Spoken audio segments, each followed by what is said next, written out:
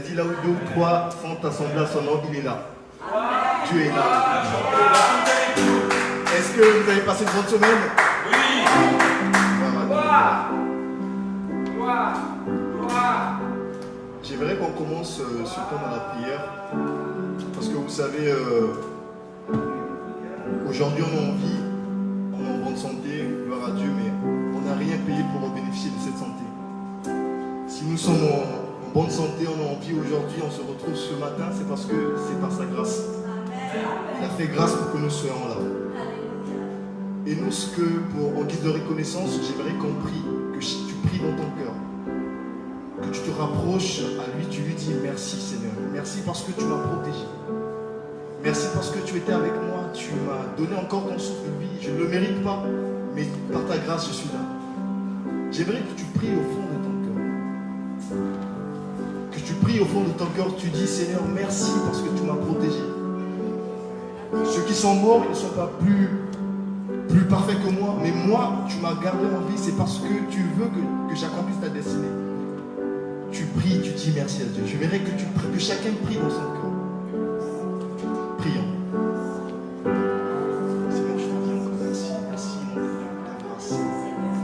Merci pour le souffle de vie que tu nous as encore accordé encore ce matin, Seigneur. Merci parce que ta bonté dans notre vie, Seigneur, nous a encore accordé ce matin, Seigneur.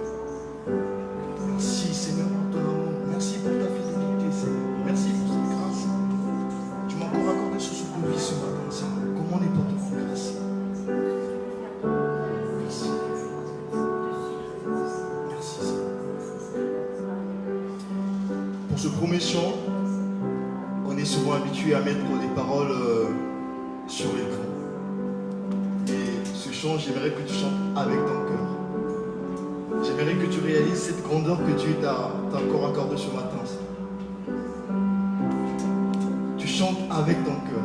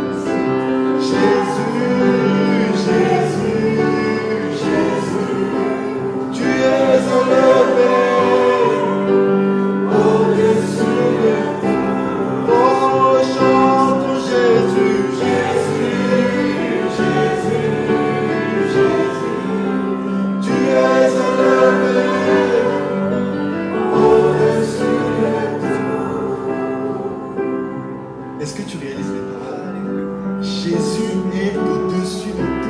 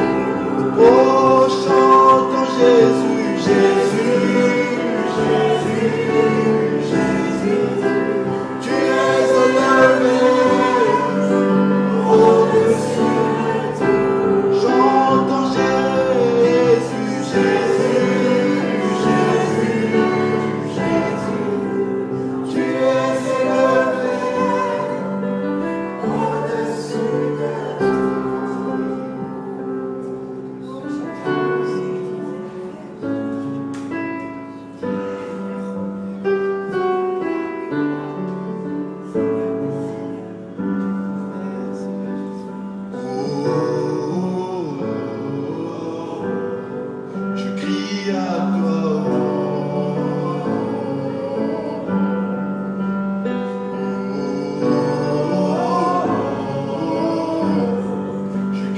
à toi.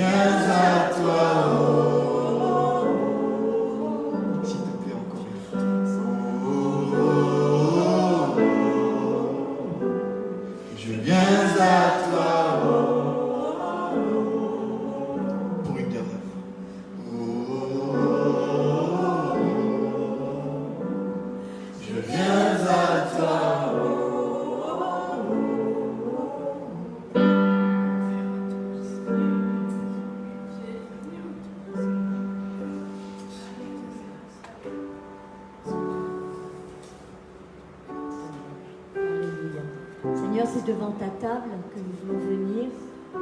Nous prions, Seigneur, que tu nous trouves acceptables. Que, Seigneur, nous puissions venir devant toi tels que nous sommes, parce que nous avons été lavés par ton sang qui a coulé sur la croix, parce que nous avons accepté ton pardon et que nous pardonnons ceux qui nous ont fait du mal. Tu nous aimes, Seigneur, et nous voulons nous approcher de ta table et reconnaître, Seigneur, comme nous l'avons chanté, que tu reviens bientôt. Nous voulons, Seigneur, nous rappeler que tu reviens bientôt.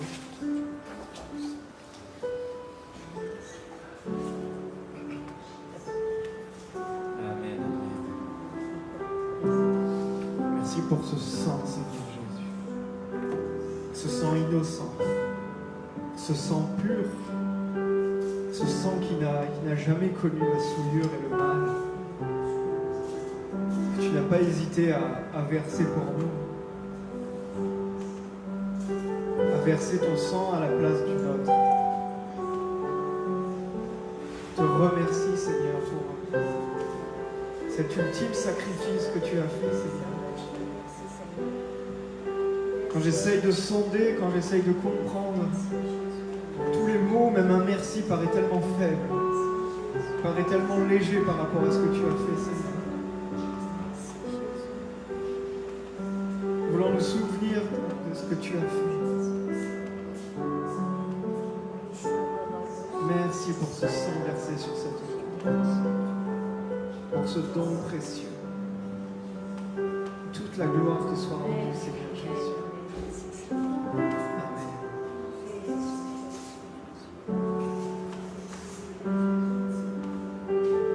Seigneur, tu es descendu de ton ciel, tu es descendu de ta gloire, Seigneur. Pour nous qui ne te connaissions même pas, tu as vécu la plus atroce de toutes tes morts, Seigneur. Tu as sacrifié ta chair pour nous.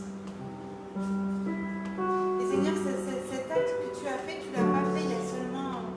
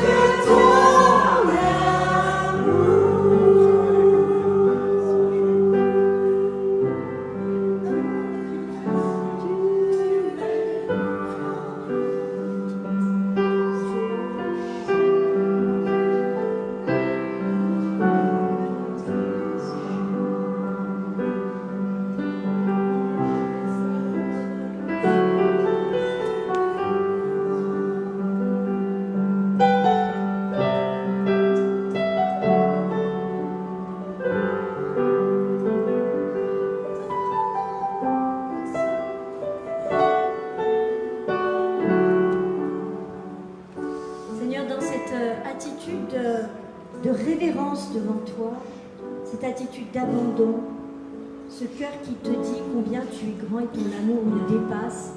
Seigneur, nous voulons t'apporter devant toi, Seigneur, cette dîme et ces offrandes, Seigneur, que nous voulons mettre de côté pour te montrer que tu es le premier dans notre vie. Tu es le premier. Tu es celui qui pourvoit et nous te disons merci. Tout ce que tu nous accordes, Seigneur, eh bien, tu le donnes parce que tu es un bon papa. Tu dis que tu es ce papa qui prend soin de ses enfants. Tout don parfait et tout don excellent viennent de toi. Tu es le Père des Lumières. Amen. Et Seigneur, nous voulons nous approcher de toi avec nos dîmes et nos offrandes comme signe d'adoration, avec un cœur d'adorateur. Nous t'appartenons, Seigneur, et nous te disons merci. Merci pour tes bienfaits, Seigneur. Amen.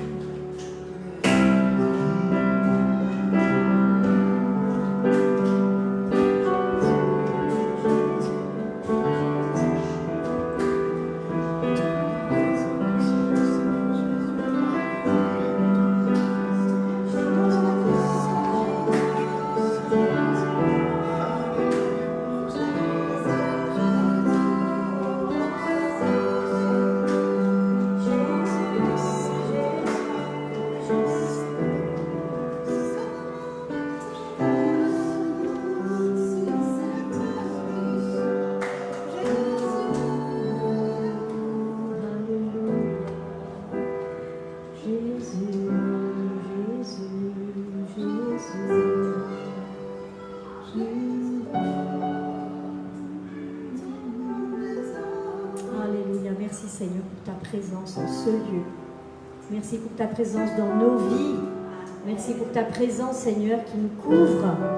Merci, Seigneur, parce que tu nous couvres des pieds De la tête aux pieds, tu nous couvres. Et Seigneur, quand tu nous remplis, cela déborde vers les autres. Et Seigneur, c'est ce que nous voulons être pleins de toi, de ton Saint-Esprit ce matin. Nous voulons être pleins de ta parole, pleins de ta lumière. Seigneur, éclaire nos sentiers. Que nous puissions savoir, Seigneur, ta volonté, connaître ta volonté pour chacun de nous. Merci, Seigneur. Tu nous fortifies par ta présence ce matin. Et nous prions que tu bénisses ton serviteur, que tu places, Seigneur, ton onction sur sa vie, sur ses paroles, et que ce que nous allons recevoir, Seigneur, puisse nous aider à avancer, aller dans des eaux plus profondes, aller, Seigneur, plus loin avec toi, dans notre foi et notre confiance en toi, dans notre espérance en toi, Seigneur. Nous prions que tu bénisses chacun d'entre nous qui sommes ici, ceux qui écoutent ta parole par Internet. Nous prions, Seigneur, que tu nous remplisses de ta lumière. Ta parole est un sentier, ta parole est une lumière sur notre sentier. Nous prions que ce matin, nous puissions être éclairés et que nous puissions voir là où tu places, Seigneur, nos pieds. Que nous puissions marcher dans tes sentiers avec assurance et que notre cœur reste vrai envers toi, Seigneur. Dans le nom tout-puissant de Jésus-Christ, nous prions. Amen. Prions aussi, Seigneur, que tu bénisses les enfants. Prions que ton esprit vraiment reste sur eux et qu'ils puissent recevoir de toi, Seigneur, de toi, qu'ils reçoivent quelque chose, qui les aide jour après jour, quand ils vont à l'école, quand ils sont avec leurs amis, quand ils sont chez eux, que vraiment ton esprit puisse œuvrer dans leur vie. Merci parce que tu brilles et tu passes, Seigneur, dans tous les canaux qui te sont ouverts. Nous voulons être des canaux, Seigneur, ouverts à toi. Alléluia. Béni sois-tu, Seigneur. Que tu brilles sur fleuve d'eau vive, Seigneur. Amen. Amen. Amen.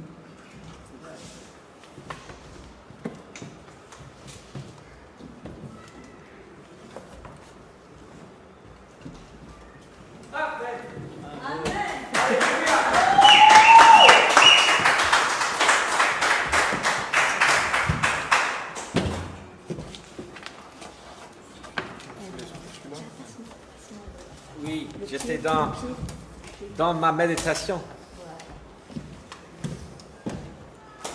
Je veux que tu m'entendes, Joe. C'est pour toi, le message.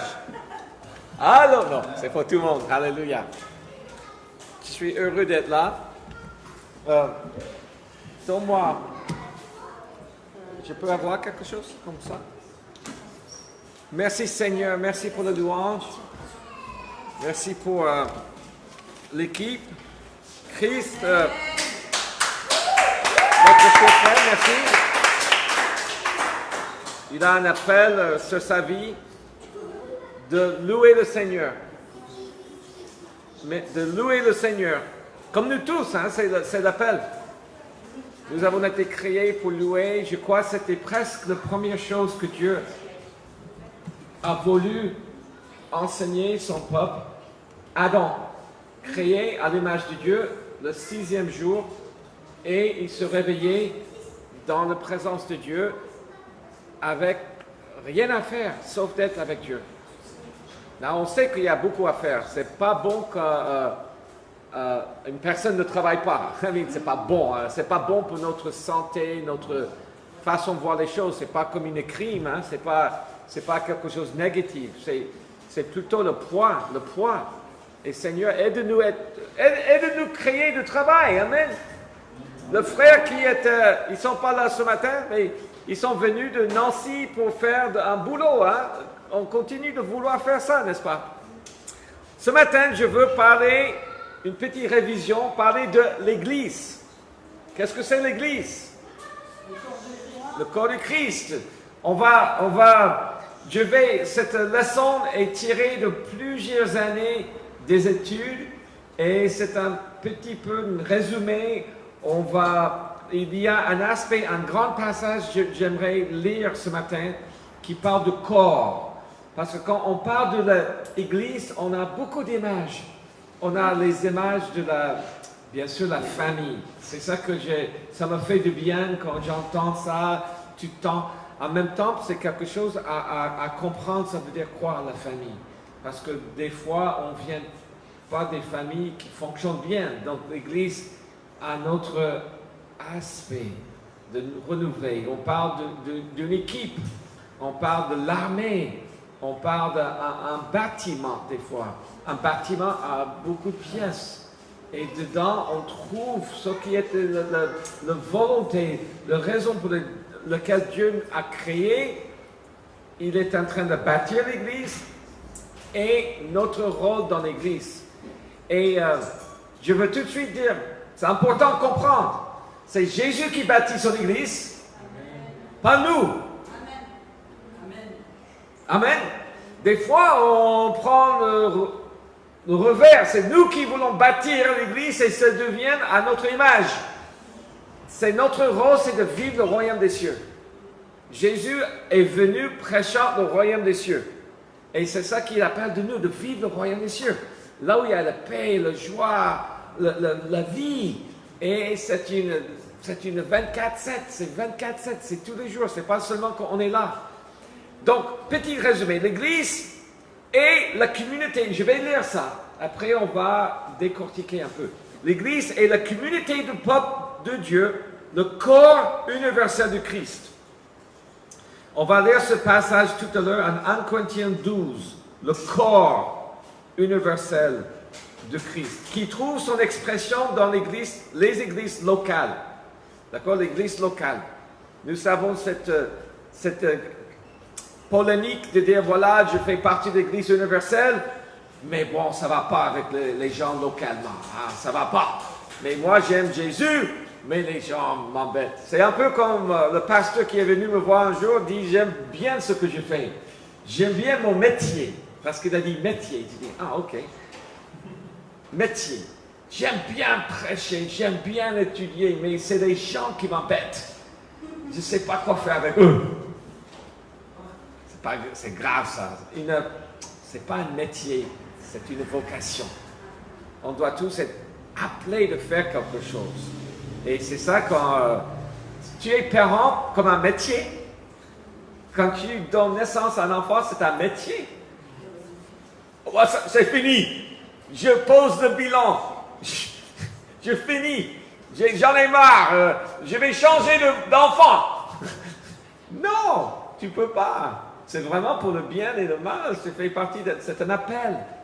Donc l'appel de l'Église, c'est un appel vers, c'est une relation. Ok. L'Église locale fait partie de notre existence. On sait, Dieu fait un travail localement. Il va renouveler, il va tailler, il va faire un travail pour que ce soit en bonne santé. Mais c'est fait partie. Et Jésus fait référence de l'Église comme un chandelier. En Apocalypse 1, 19, 20. Il parle de chaque Église locale comme un chandelier qui brille, qui a la lumière pour une ville. Mais c'est intéressant quand Dieu parle, les Écritures parlent à une église, il parle à une ville, avec plusieurs expressions, mais qu'on soit le plus brillant possible, n'est-ce pas? Que nous soyons une église locale qui ajoute à la lumière, qui ne va pas enlever la lumière. Amen. C'est tout ce qu'on peut faire. C'est tout ce que nous pouvons faire. L'église est créée par le règne de Dieu sur la terre. On va lire ce verset Matthieu 16, 18. Jésus a déclaré, « Moi, je bâtirai mon Église. » En tant qu'Église de Christ, l'Église doit être fidèle au Christ.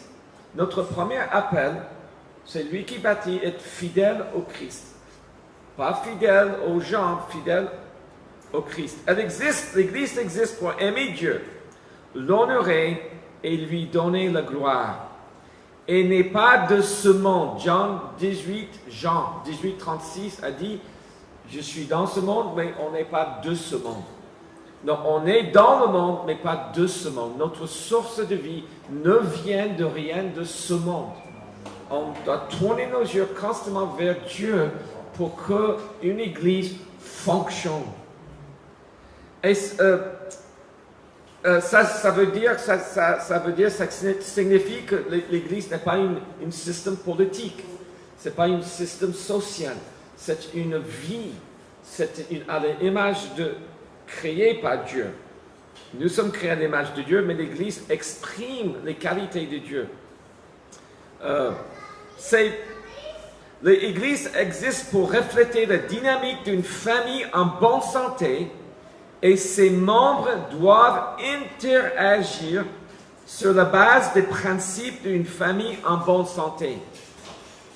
Et ça, c'est toute une étude et c'est une référence. Nous devions fonctionner comme une famille en bonne santé. Les chrétiens ne appartiennent pas seulement à Christ, mais partagent sa vie à travers l'Église locale où ils honorent la diversité et l'influence providentielle de chaque membre sur l'Église, se centrent sur les autres et rejettent la division.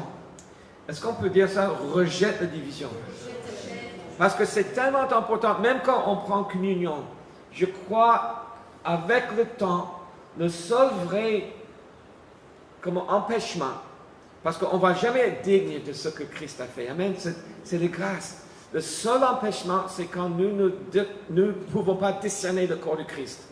Si nous avons un problème dans le corps, le Seigneur dit, mieux attends, règle le problème et après, prendre ce que je vous ai donné, la grâce, la force, la joie. Mais on doit rejeter la division et comprendre. Et encore, je suis dans un cheminement à comprendre cela. Ça me dépasse. Mais qu'est-ce que Dieu fait? Je commence là où je suis. Je commence là où Dieu m'a placé. Pour moi, ce n'est pas une recherche théologique.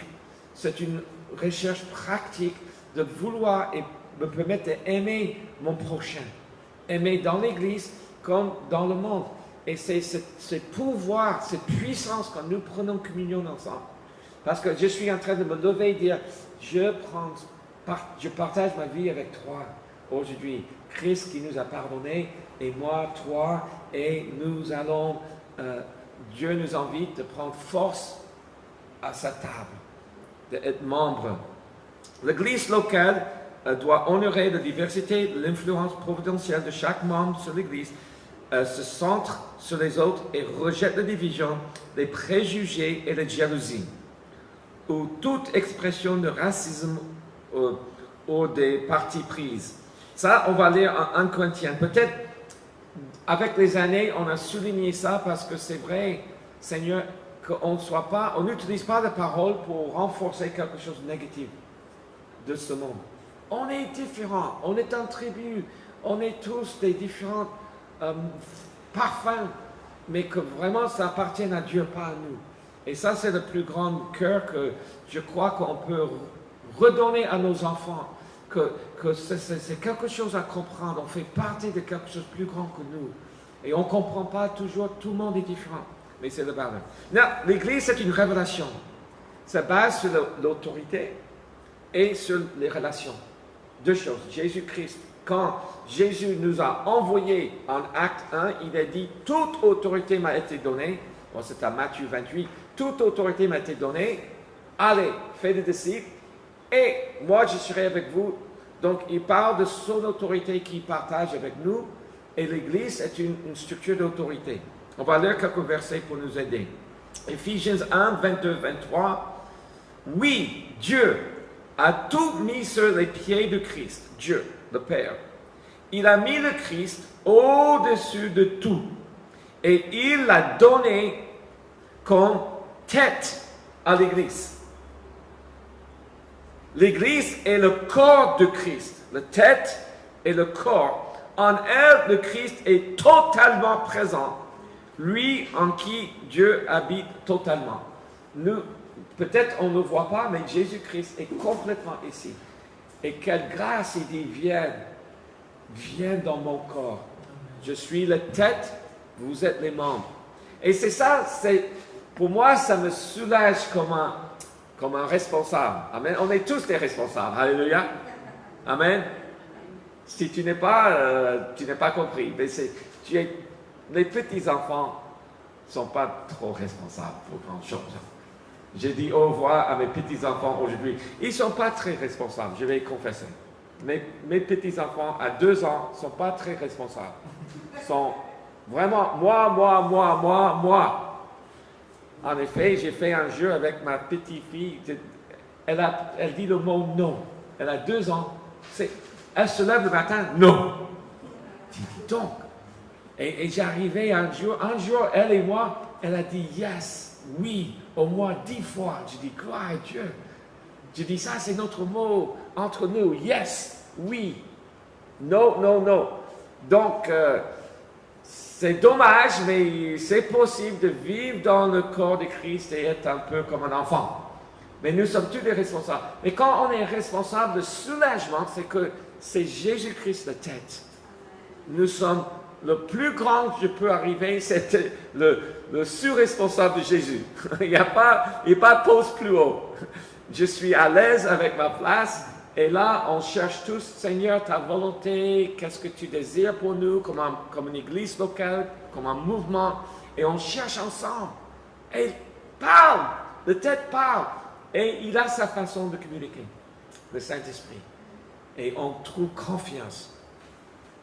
Ok, Jésus a dit en Matthieu 16, 18, et moi, il a discuté avec Pierre.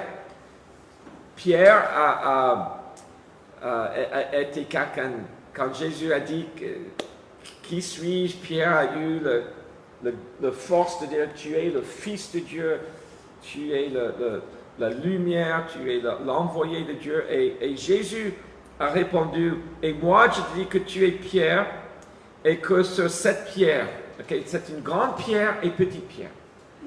Okay? Pierre était important pour l'Église. Toi, tu es important.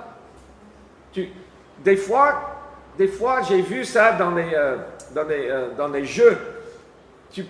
La structure a l'air très très bien faite, mais si tu enlèves une petite pièce, tout s'écroule, tout tombe. Et des fois, on ne se rend pas compte de l'importance de chaque membre. On oublie des fois, on dit non, moi je ne suis pas je suis. Mais on va voir le verset, on va terminer avec le passage cette révélation de corps. Et Dieu est très très clair les choses les plus importantes. Mais on est tous membres importants. Et Jésus a dit, et moi je te dis que tu es Pierre, et que cette pierre, la confession que je suis le Christ, sur la confession que tu viens de dire, je bâtirai mon église. Vous savez, quand on fait quelque chose, des fois, c'est vraiment une grande erreur. Et je sais que Joe, il peut me corriger. Tu sais, quand tu as besoin de mesurer quelque chose, d'accord? Imagine, tu dois faire 1000 mètres, 1000 pièces de mètres. Si tu prends le premier et tu coupes, et au lieu d'utiliser l'original, tu prends ce que tu viens de couper comme le prochain pour mesurer le prochain. Et si tu continues de faire comme ça, quand tu termines, tu auras 1000 pièces qui sont différentes. Quand tu fais une œuvre, il faut revenir vers l'original. Ça, c'est le maître. Ça, c'est et c'est ça que Jésus a dit. C'est moi le Pierre. C'est pas toi le Pierre. Tu as vu la vie de Pierre, que Dieu bénisse Pierre. Okay? Je ne veux pas parler de personne. Je n'aime pas parler des gens. Hein? Souvent, je dis, je suis heureux que moi, je ne suis pas né au temple de Jésus. Non. Certains des gens disent, oh, tu aurais tout faire de vivre pendant le temple de Jésus. Moi, je dis, oh non. Parce que j'aurais risqué d'être mis dans les évangiles exactement comme Pierre, et tout le monde allait connaître mes faiblesses, mes stupidités, mes problèmes pour toute la vie. Mais Pierre, c'est un livre ouvert, on sait comme il était. Et tu penses que c'est Pierre-là qui est le Pierre de l'Église? Non. Je dis, soyons clairs, c'est logique, c'est pas de critiquer. Pierre est important, les apôtres, aujourd'hui, ils sont importants, les pasteurs, les évangélistes, tout le monde est important. Mais c'est comme si Jésus a commencé l'Église, et cette phrase, Matthieu 16, 18, il a dit, ok, Dieu dit, il est la tête, et après il dit, ok, je vais maintenant mesurer et couper la deuxième pièce, et on va poursuivre de cela. Non, merci Seigneur, libère-moi. Moi, je reviens vers Jésus chaque fois. C'est lui notre repère. Jésus dit, et sur cette pierre, le confession de mon identité, Jésus dit, je bâtirai mon église et que les portes de séjour des morts ne prévaudront point contre elle. Rien ne peut empêcher ce que Dieu fait. Nous vivons notre appel localement de se battre ensemble, de se lever, de continuer quand le vent est contre nous, quand le vent est avec nous, mais on rend gloire à Dieu parce qu'il veut former cette église, cette famille. Mais c'est lui le chef et la tête et il a dit, rien ne peut empêcher ce que je fais, ni la crise économique, ni le problème politique, ni le tremblement de terre, ni les guerres, tout, vous êtes avec moi. Et parce que ce n'est pas le bâtiment, alléluia, ce n'est pas le programme, c'est cette relation est une compréhension de l'autorité que je suis, là où je suis, soumis, attaché à Jésus-Christ et à mes frères et mes sœurs. Et ça veut dire universel, mais le beauté, c'est que c'est localement. En Romains 16, verset 1, parle de ces églises locales, comme les chandeliers en Apocalypse. Rappel sur l'église. Elle n'est pas de ce monde. Jean 18, 36. Elle existe pour aimer Dieu, l'honorer et lui rendre gloire. On vient de lire. Elle est créée pour le règne de Dieu. L'église existe et c'est Jésus qui l'a bâtie. Elle est la famille universelle de Christ. Nous lisons en Éphésiens 2, 19. C'est pourquoi vous n'êtes plus des étrangers, ni des gens de passage. J'aime bien ça. Parce que trop souvent, tu vois, c'est difficile. C'est difficile, surtout quand nous avons été blessés. Tu vois, quand on a vécu les mauvaises choses. Hein? Je préfère être un homme de passage. Non, c'est bien, parce que c'est bien, je suis dedans, mais je suis de passage. Ça veut dire, je garde la carte. Je suis là, mais je suis de passage. Il dit, non, vous n'êtes plus des gens de passage, mais vous faites partie du peuple de Dieu. C'est fini maintenant. Vous savez, la grande difficulté dans la vie, on ne peut pas choisir notre famille. Je rigole, parce que je rigole souvent, je dis cette phrase, parce que c'est comme ça. Hein? Tu ne peux pas choisir ta famille était choisie pour toi. Ah oui, mais si je pouvais choisir ma famille, je fais des petits changements.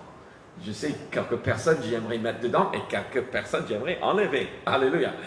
Non, mais c'est Dieu qui nous a placés et il nous donnera la grâce. Et si nous sommes tous déterminés à devenir comme Christ, quelle gloire!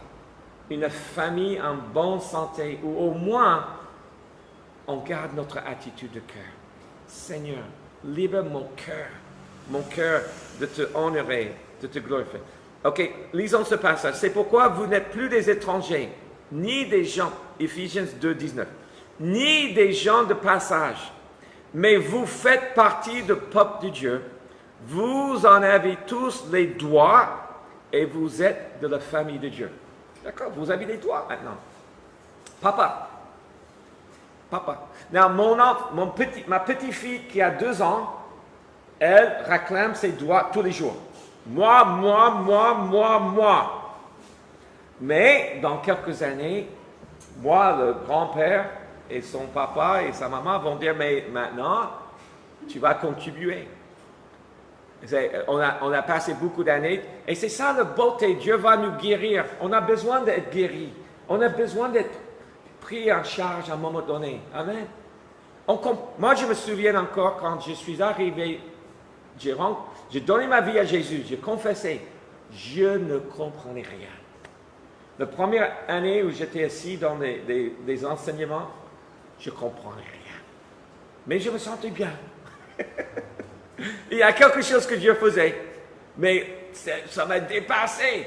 Il y a des révélations que Dieu doit nous donner, et c'est beau, c'est rien de bizarre, c'est pas quelque chose de mystique, c'est quelque chose qui est un renouvellement.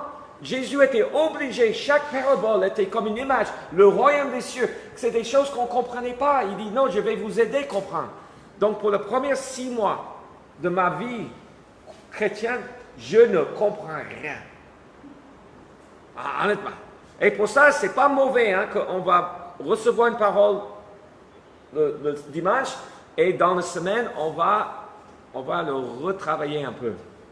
Vous connaissez les vaches. Quand les vaches mangent, ils vont remanger. Parce que la fibre de ce qu'ils mangent est tellement difficile de prendre quelque chose de ça, de tirer quelque chose de positif, il faut retravailler. Une vache a 4 estomacs. Les choses passent 4 fois dans le système. Et nous, on a besoin aussi avec la parole de Dieu des fois. Parce qu'on peut aller trop vite des fois, on pense comprendre, et c'est important qu'on peut regurgiter, remastiquer les choses de Dieu.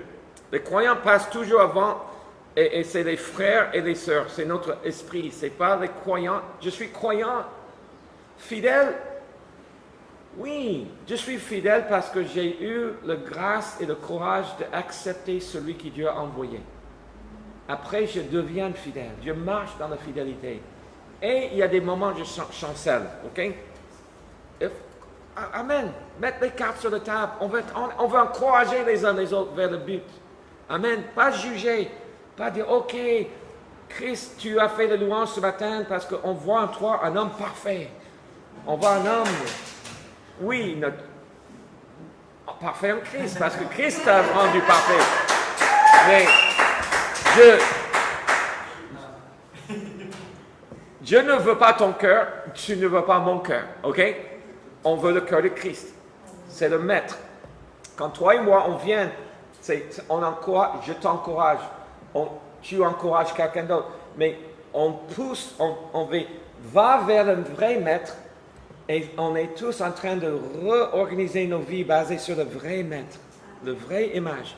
Et on est quand même, Paul a dit avec courage, suis-moi comme je suis le Christ. Ça, c'est un homme de courage qui dit, oui, j'ai abandonné, j'ai fait un choix, j'ai décidé d'aller vers.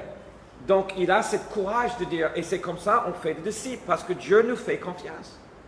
Dieu nous confie les responsabilités. Il dit, maintenant, je veux que vous faites ça pour moi, et Papa nous rend capables, il nous donne la grâce, il nous donne le Saint-Esprit, et waouh! Mais notre rôle est de rester connecté. Jean 15 dit, si vous demeurez en moi, et moi en vous, vous demanderez et vous aurez. Vous ne pouvez rien faire en dehors de moi, mais rendre ma joie parfaite. Vous aurez des fruits, beaucoup de fruits, le fruit qui demeure, et rendez ma joie parfaite et ta joie parfaite, restant en moi.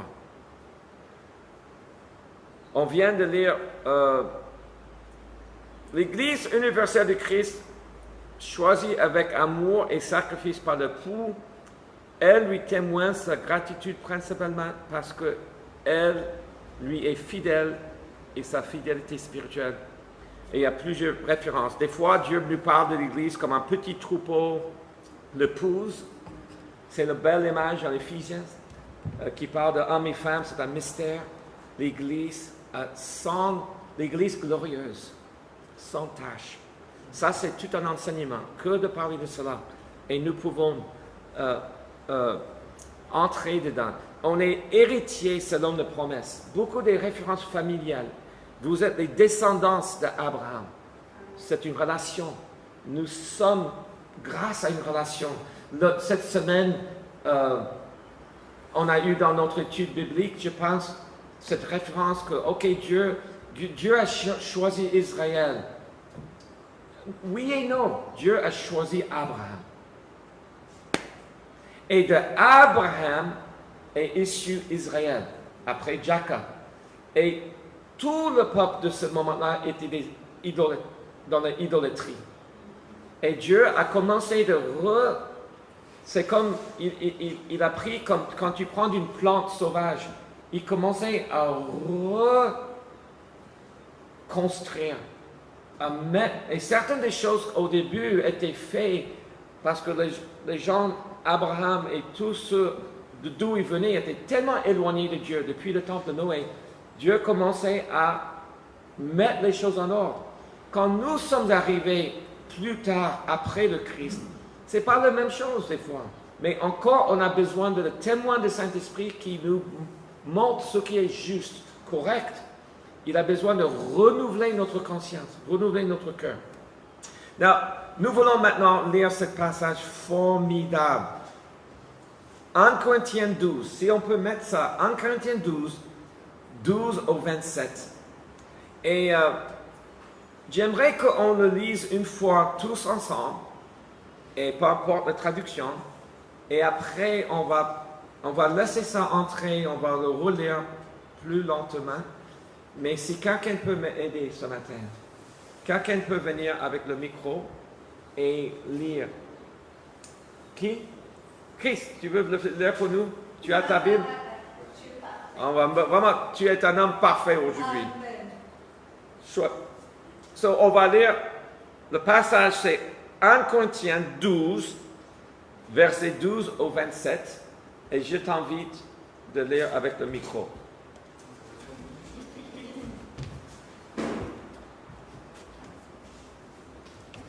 Alors lisons dans 1 Corinthiens 12, à partir du verset 12 jusqu'au verset 27.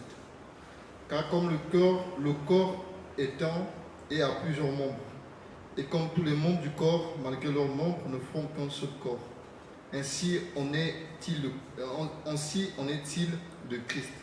Nous avons tous en effet été baptisés dans un seul esprit pour former un seul corps, soit juifs, soit grecs, soit esclaves, soit libres, où nous avons tous été abreuvés d'un seul esprit. Ainsi le corps n'est pas un seul membre, mais il est formé de plusieurs membres.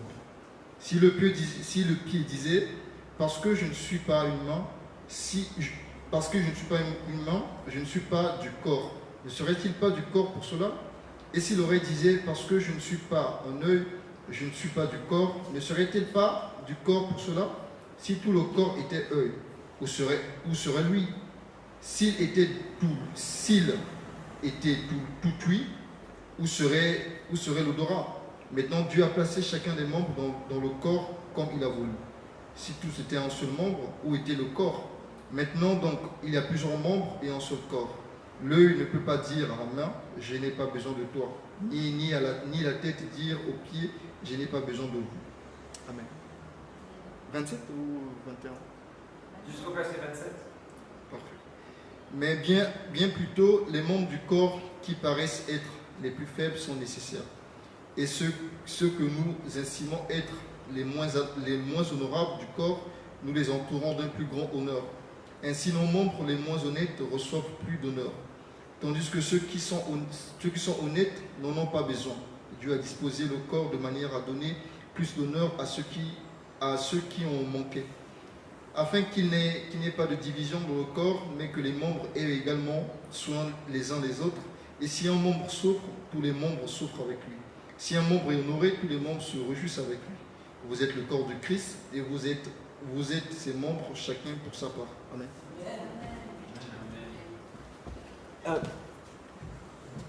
Pour moi, c'est complet. Il n'y a rien à ajouter à cela. C'est de prendre le temps.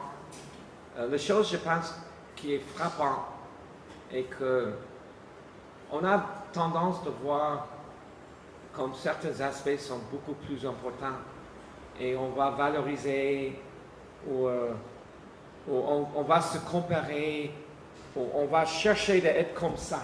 On va chercher d'être. Et quand une équipe gagne, c'est clair, il y a un buteur.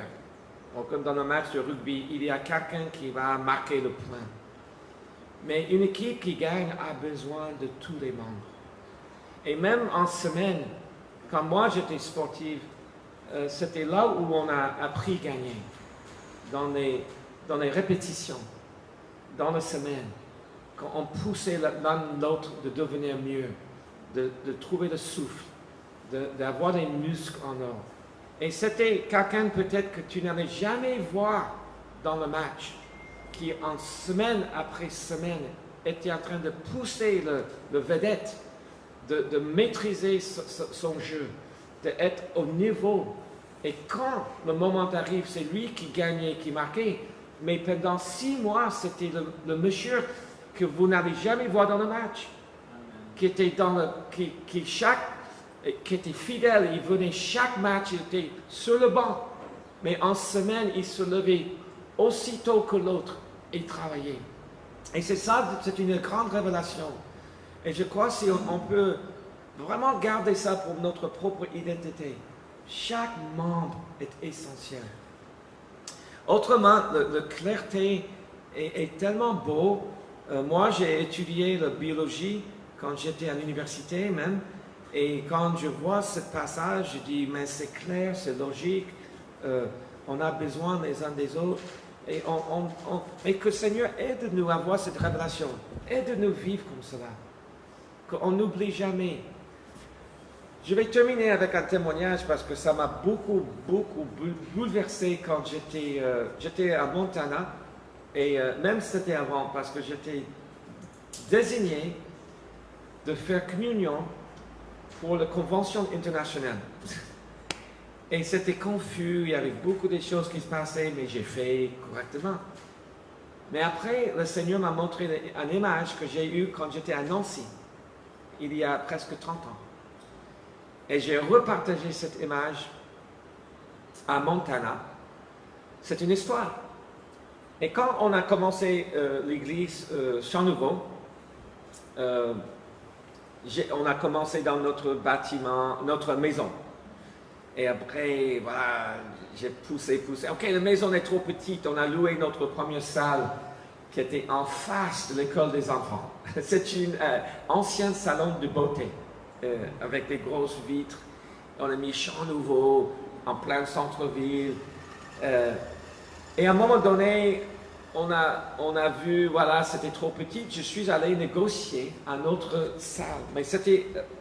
personne allait imaginer qu'on pouvait utiliser ce que j'ai négocié pour une église. C'était le 2e étage et le 3e étage en centre-ville. Il y avait un bâtiment, 4 étages. Et moi, j'ai pris le 2e étage et le 3e, pour la moitié. Et il y avait un ascenseur, c'était parfait, mais personne n'a entendu parler d'utiliser quelque chose comme une église. Mais dès le moment quand je l'ai vu, c'était parfait. On avait c'était une ancienne usine, quelque chose. Il y avait des toilettes, il y avait l'ascenseur, il y avait tout. Mais j'ai pu négocier un très bon prix. Un très, très bon prix. Et j'ai appelé tout le monde, mon beau-frère, on a refait impeccable, c'était formidable.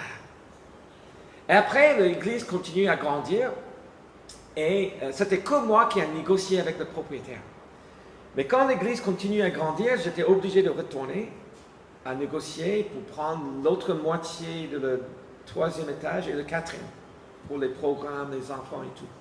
Mais cette fois-ci, quand je suis retourné, je suis allé avec Pierre-Yves à Bruxelles et le patron était un homme riche. Il avait plusieurs fils, mais un de ses fils était là, le seul qui travaillait avec lui. Et c'est comme s'il m'a fait payer pour tout le bénéfice qu'il a cru que j'ai eu. Il ne voulait pas négocier un bon prix. Il m'a fait payer cher. Et moi, j'étais frustré, même en colère. Et quand je suis sorti, je dis, Pierre, c'est pas bon ça. Je ne veux pas partir comme ça. On était dans son bâtiment, donc on a pris l'ascenseur. Et en descendant de l'ascenseur, je dis, Pierre, il faut qu'on prie pour cet homme. Et pendant qu'on était avec lui, on a appris qu'il y avait un autre fils qui était très malade. On ne savait pas plus que ça, mais on commence à prier dans l'ascenseur. Seigneur, bénis cet homme, bénis cet... Parce que je voulais dégager la colère dans mon cœur et ce n'était pas bon. C'était que c'est Dieu qui allait pourvoir. Et donc on priait pour cet homme et je me souviens, on priait pour son fils. Seigneur, que son fils vienne à te connaître, qu'il soit sauvé, guéri. On ne connaissait pas. Boum! On a terminé, pouf, on avait signé le contrat. Et la semaine après, on était dans le bâtiment où nous étions déjà. On avait simplement pris encore de mètres carrés. Et une femme est arrivée à la fin du culte, vers le fond. J'étais là avec Pierre-Yves et un ancien, Jean Coicou, et elle a dit, est-ce que vous pouvez venir prier pour mon mari? Il est à l'hôpital central. C'était à 20 minutes à pied, 15 minutes à pied. Et on était tous les trois là, après la célébration. On dit, ok, pourquoi pas. Nous sommes allés, et là, la vraie histoire commence. On est entré dans l'hôpital, dans une pièce. Il y avait un monsieur qui avait une maladie que je ne connais même plus le nom. C'était tellement bizarre. La seule chose que le médecin pouvait faire pour lui, c'était de commencer à amputer les membres de son corps. Parce qu'il y avait une maladie où le peau était en train de rétrécir. Et c'était bizarre. Et la femme nous a demandé de venir prier. Donc on a vu la situation et on ne connaissait pas plus que ça. On commençait à prier. Et à un moment donné, qui est entré dans la pièce? Mais le patron. C'était son fils. Et tout de suite, Pierre-Yves et moi, on connectait les points. Waouh, c'était le garçon pour lequel on a prié dans l'ascenseur pour évacuer la colère. Et moi, au moins, pas Pierre-Yves, il n'était jamais en colère. Il était un homme de foi. Et donc, on a compris, c'était le fils de patron et boum. Bon, on continuait. C'était les prochains 3 mois étaient très intéressants. J'ai pris quand même, on était une douzaine qui ont continué à suivre cette situation. Et c'était une guerre spirituelle. La mère avait une certaine façon de voir la vie. Tous les enfants avaient des grands problèmes. C'était comme une malédiction, il faut dire. Et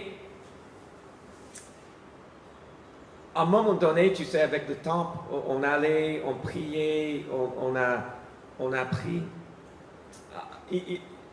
Vers la fin de sa vie, il a donné, dans les prochains 3 mois, à un moment donné, il a donné sa vie à Christ. Le garçon et son épouse. J'ai baptisé le frère. Il ne faut pas être fâché avec moi, hein. Je suis évangélique, hein, protestant, avec des petites gouttes d'eau. Hein. Parce qu'il ne pouvait pas être mouillé. Il est incapable de le mettre dans l'eau. Alléluia. Dieu a honoré ça. Okay?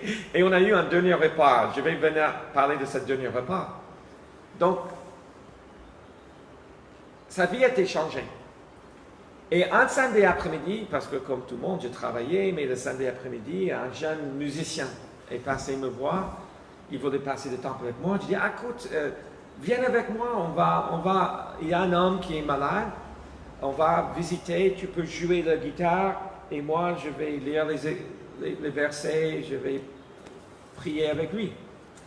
Et donc on est parti en voiture ensemble, et on est entré. Maintenant, il n'était plus à l'hôpital, mais ils l'ont mis dans une grande pièce chez lui, et en effet, ils ont préparé la pièce pour la fin de sa vie. Il est en train de mourir.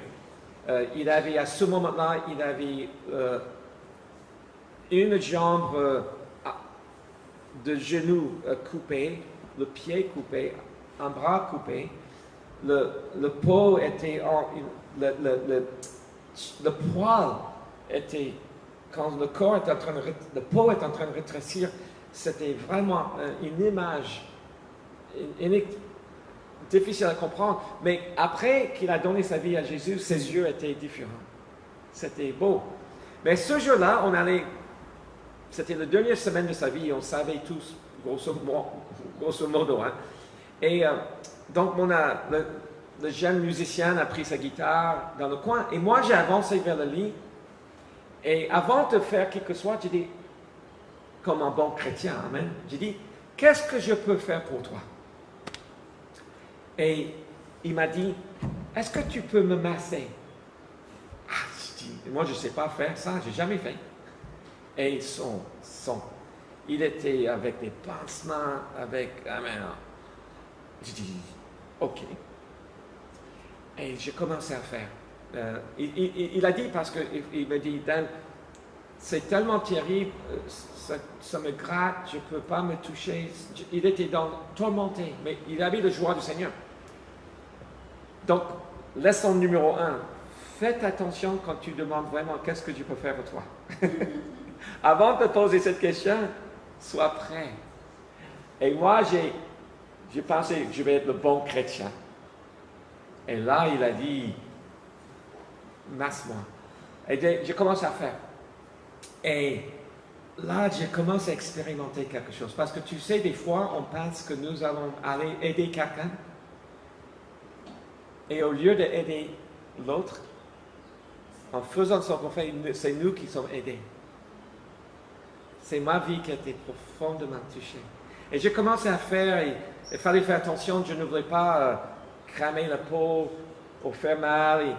Et j'ai vu ses yeux, et tu sais, un peu, je faisais, mais au bout de 3-4 minutes, je confesse, comme j'étais placé sur son corps, dans une position comme ça, je commence à avoir du mal. Je sais, oh Seigneur, je ne sais pas si je vais... Mais je dis dans mon cœur, je dis, Seigneur, je vais faire ça comme c'est pour toi. Non, regarde l'image de corps. Aujourd'hui, on a parlé de corps. Et tellement de choses m'ont été enseignées dans cette seule expérience. Mais je continuais et continuais et continuais. Une grande chose que Dieu m'a montré à moi, et peut-être c'est quelque chose qui m'a beaucoup, beaucoup aidé pour ceux qui connaissent. Pourquoi tu fais comme ci ou cela? Parce que cette parole reste encore dans mon cœur. À un moment donné, mais il fallait persévérer. Quand je continuais, mon corps était en train de souffrir. Mais je ne voulais pas lâcher parce qu'il était tellement content. Je dis, Seigneur, c'est tout ce que je peux faire. Et vous connaissez les grands miracles de Jésus. Quand Lazare était ressuscité, qu'est-ce que Jésus a dit? À ceux qui étaient à côté, il dit, ôtez le pierre.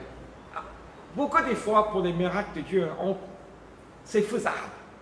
C'est que la parole de Dieu qui peut ressusciter Lazare. Mais il dit, ôtez le pierre. Amen. Je suis prêt.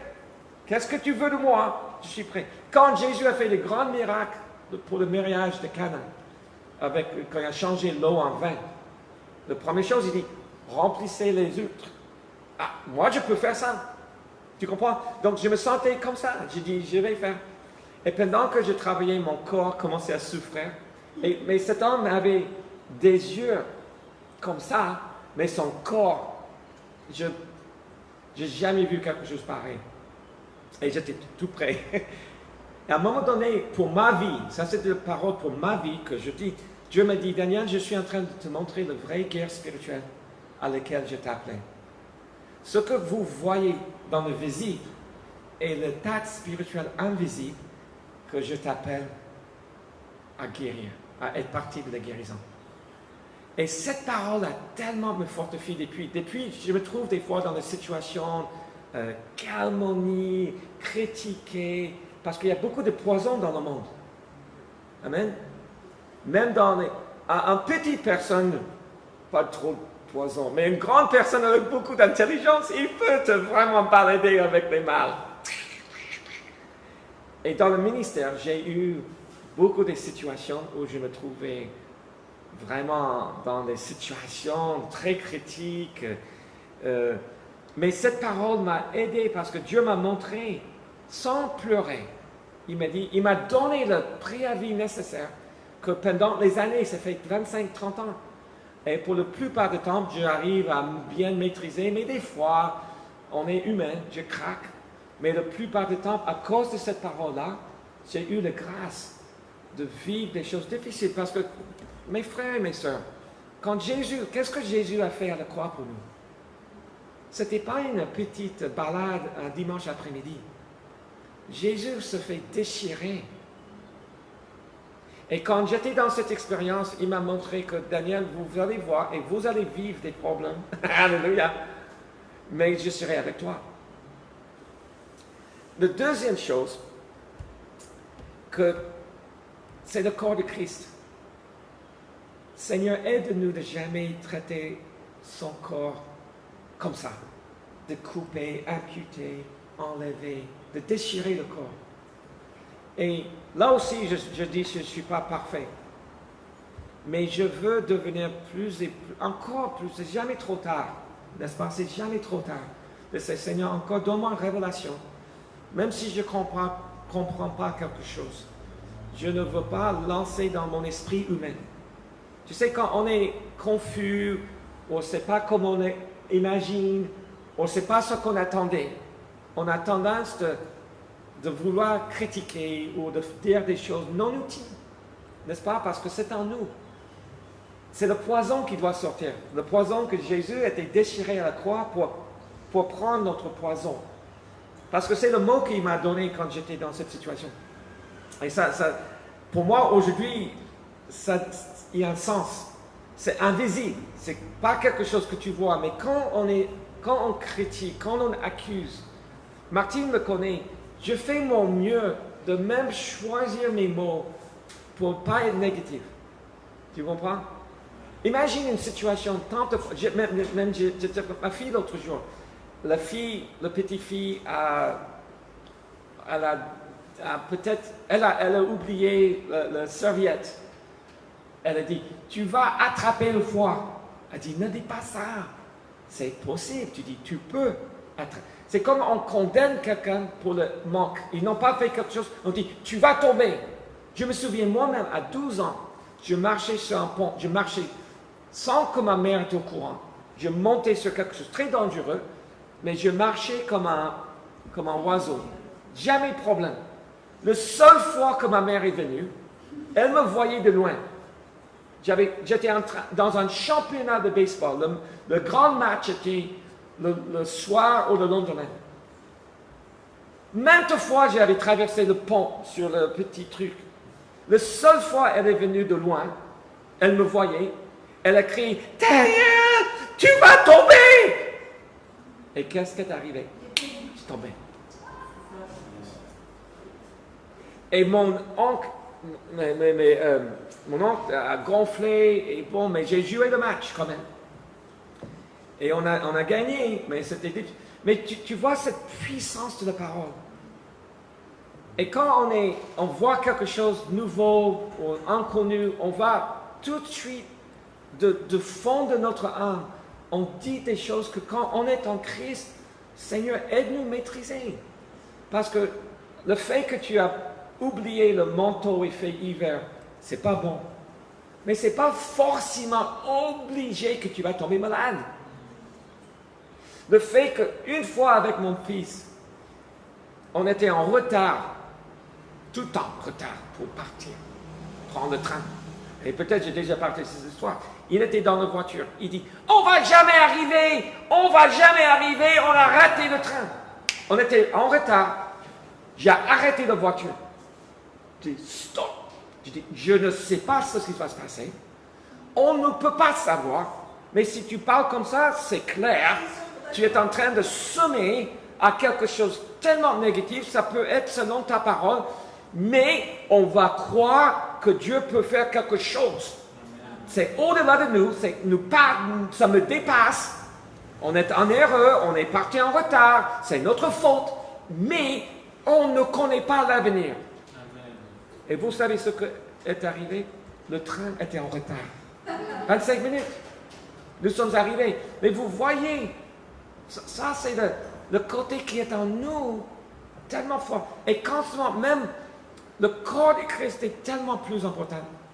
Quand on ne comprend pas l'autre, et c'est jamais dans les arguments, la chose la plus importante pour nous, c'est que notre doctrine soit saine. Amen. Que notre façon de croire et de communiquer les uns avec les autres soit saine. Que nous cherchions les choses d'en haut. Que nous soyons en bonne santé, en communion, connectés. Et après, Dieu fera son œuvre. Ce n'est pas autour d'une personne, mais il a besoin de chacun de nous. Et avec les années, quand j'ai remédité, parce que j'ai complètement oublié cette histoire de corps déchiré. C'était très puissant dans ma vie, à un moment donné. Le fond de cela est toujours resté avec moi. Ça veut dire, je ne suis pas... Quand tout va bien, je suis plutôt, alléluia, ça va bien. Quand ça ne va pas, quoi de neuf, hein? Ça va. J'ai eu plein d'expériences à ça. Mais je dis simplement, pour ma vie personnelle, je sais, j'ai vu ce que Christ est venu guérir. D'accord? Amen. Donc, quand on a le contraire, tu dis Alléluia Dieu. Donc, notre rôle est de Seigneur, de demander au Seigneur, Seigneur, aide-nous de protéger ton corps. Et chaque fois qu'on prend communion, c'est à ce moment-là, Seigneur, redemande, Seigneur, je fais ça localement. S'il y a un problème entre nous, petit ou grand, certaines personnes, tu dis n'importe quoi, ils se sentent coupables, oh, pardon-moi. Quelqu'un d'autre, tu dis, tu peux les claquer, tu peux mettre un bout de bois à côté de la tête, et c'est non, j'ai rien fait, c'est pas ma faute. On est sensible différemment. Et des fois, quand tu prêches le repentance, ceux qui ont le moins besoin de se repentir, c'est le premier de se repentir. Alléluia. Mais ça commence à la maison de Dieu. Amen. Le jugement commence à la maison de Dieu. Et c'est quelque chose d'effrayant de tomber dans les mains d'un Dieu vivant. Donc, mes frères et mes sœurs, que nous continuons de garder, d'efforcer-nous de garder l'esprit de l'unité. Dieu a des choses pour nous pour l'avenir. Dieu a des changements, Dieu a des repositionnements. Dieu va faire des choses qui ne sont pas de nous. Ce n'est pas nous, c'est Dieu qui veut le faire. Mais si on reste fixé les yeux sur Dieu, sur Jésus, amen, avec confiance, nous aurons confiance. Et Seigneur, aide-nous de protéger ton corps. Et Seigneur, que nous soyons comme positifs quelque part. Parce qu'on ne connaît pas l'avenir. Seigneur, aide-moi à combattre cet esprit. Et si nous voulons être vraiment une église de foi, ça commence avec la langue. Amen. Ce n'est pas le fait que ce que tu peux avoir ou pas avoir. C'est qu'on est en train de... On vient de loin, mes frères. Et l'image que j'ai eue pour le vrai état spirituel, ok, à laquelle Dieu m'a appelé, wow, pour moi, je suis heureux quand je vois... J'ai vu beaucoup de guérisons. Amen. Je vois des gens qui viennent à Jésus encore, ils viennent à Jésus, alléluia. Parce que Jésus est la vérité, la vie et le chemin. Il est crucifié, ressuscité. Il ne change pas. Ce n'est pas moi, c'est lui.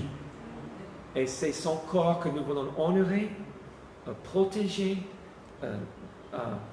nourrir, soigner, aimer, même quand ça ne va pas comme on le veut. Christ, encore, on va faire comme Fleuve d'eau vive fait. On va te bénir en septembre, quand tu pars. Parce qu'on sait que tu vas continuer à porter la bonne nouvelle, le bon parfum. Et nous allons continuer à tenir notre poste ici, espérant de voir la gloire de Dieu pour cette œuvre et pour cette ville et pour cette région. Au nom de Jésus.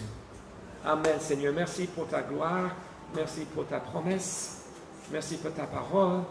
Merci pour ce que tu as fait pour nous. Nous voulons t'honorer, te remercier. Et Seigneur, je donne la parole maintenant à Martine. Seigneur, pour que tu guides nos cœurs. Guide nos cœurs vers la réponse appropriée à ta parole ce matin. Amen. Amen. Seigneur, je prie que tu nous rappelles toujours ton corps et que tu nous rappelles, Seigneur, combien notre place est importante. Ce que tu nous demandes de faire à chacun et à chacune, ce n'est pas l'autre qui peut le faire, c'est chacun et chacune de nous qui devons répondre à l'appel sur notre vie, de ce que toi tu veux, Seigneur. Seigneur, ce matin, je te bénis pour ta parole et je prie que dans les jours à venir, comme nous l'avons dit, nous pouvons méditer, que nous méditions ta parole, que nous puissions réfléchir. Quels sont ces endroits où tu nous as parlé dans notre vie, ces autels que nous avons posés parce que tu nous as parlé et aujourd'hui encore nous nous en rappelons. Aujourd'hui encore nous pouvons revisiter cette situation et revisiter cette victoire que tu nous as donnée parce que tu étais là, parce que tu nous as parlé. Merci Seigneur. Alléluia. Merci Seigneur. Nous bénissons ton nom Jésus. Amen.